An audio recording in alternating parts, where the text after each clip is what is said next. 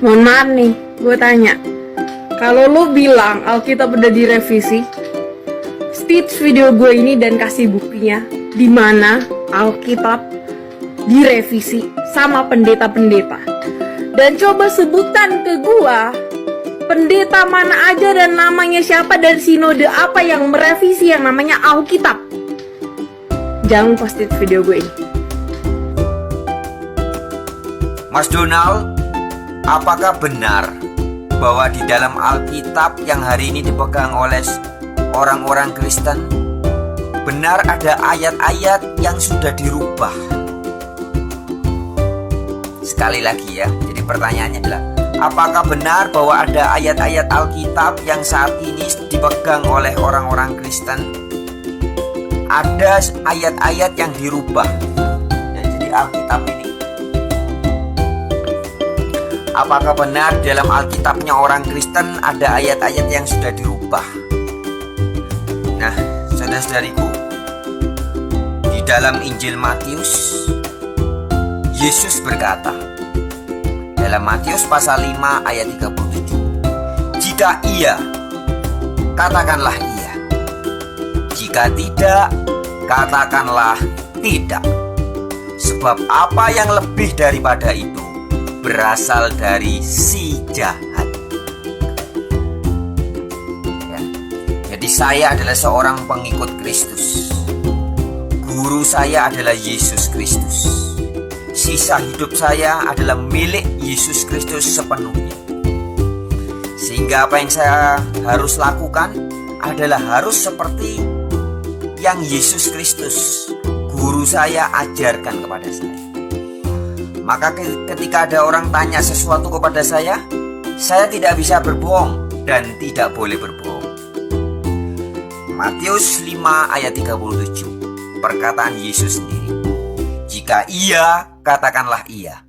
Jika tidak, katakanlah tidak. Apa yang lebih daripada itu berasal dari Tante Lucy, ya, Lucifer, si jahat. Nah, jadi menjawab pertanyaan beberapa orang ini, tegas jawaban saya adalah iya. Stitch video gue ini dan kasih buktinya di mana Alkitab direvisi sama pendeta-pendeta. Nah, ada beberapa sebenarnya perubahan-perubahan yang begitu jelas yang terjadi di dalam Alkitab. Ada ayat-ayat yang begitu jelas dirubah. Tapi pada kesempatan ini saya hanya memberikan 2 atau 3 contoh ya. Satu ayat yang terkenal adalah sebenarnya di 1 Yohanes 5 ayat 7 ya, 1 Yohanes 5 ayat 7 di dalam terjemahan Lembaga Alkitab Indonesia ini. Ayat ini ditulis dalam kurung. Saya tidak buka Alkitab, sudah hafal ya. Jadi bunyinya begini.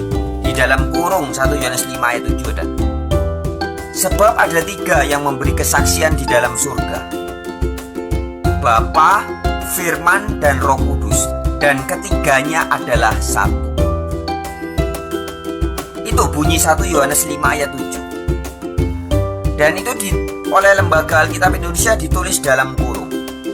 Dan pada tahun 2007 saya pernah ketemu dengan Ketua Pembina Penerjemah Lembaga Alkitab Indonesia di Kota Semarang pada bulan April.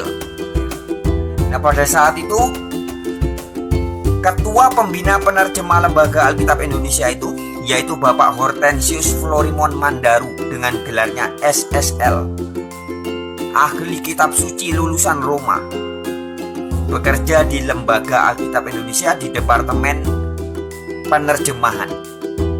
Dia sebagai ketua pembinanya pada saat itu ya.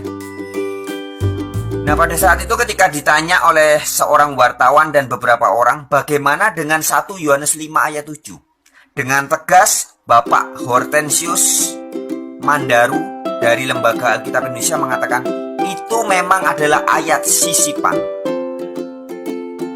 1 Yohanes 5 ayat 7 yang seolah-olah seakan-akan mengajarkan Trinitas, yang tertulis bahwa di sorga ada Bapa, Firman, dan Roh Kudus. Nah, di situ dikatakan dengan jelas bahwa itu adalah ayat sisipan. Ya, kalau namanya sisipan berarti tidak asli. Kalau tidak asli, bahasa lainnya, istilah lainnya adalah palsu. Itu yang terjadi dengan 1 Yohanes 5 ayat 7. Dan sebenarnya di internet, kalau saudara-saudariku mau buka di YouTube atau googling ya, dalam versi bahasa Inggris banyak sudah orang yang menjelaskan kepalsuan ayat 1 Yohanes 5 ayat 7 yang mengajarkan Trinitas itu. Kalau di dalam video-video di YouTube yang berbahasa Indonesia juga ada.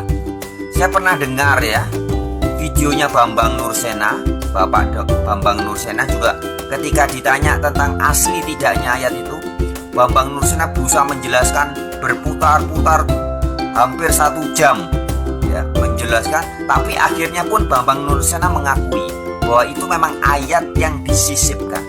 Itu berasal dari catatan ya, catatan pinggir yang kemudian disisipkan menjadi ayat. Matius 5 ayat 37. Jika ya, hendaklah kamu katakan ya. Jika tidak, hendaklah kamu katakan tidak. Apa yang lebih daripada itu berasal dari si jahat.